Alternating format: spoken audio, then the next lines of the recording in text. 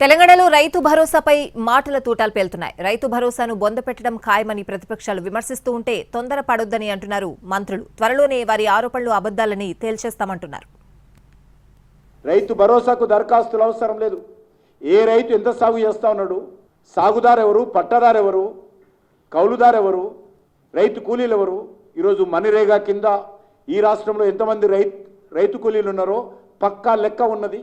కేంద్ర ప్రభుత్వం మనిరేగా కింద లక్షలాది కోట్ల రూపాయలు తెలంగాణ రాష్ట్రంలో కూడా గత అనేక సంవత్సరాలుగా రైతులకు పని దినాలు కల్పించడం కోసం ఖర్చు పెడుతున్నటువంటి పరిస్థితుల్లో ఇంకా దరఖాస్తులు ఎందుకని అడుగుతా ఉన్నాను.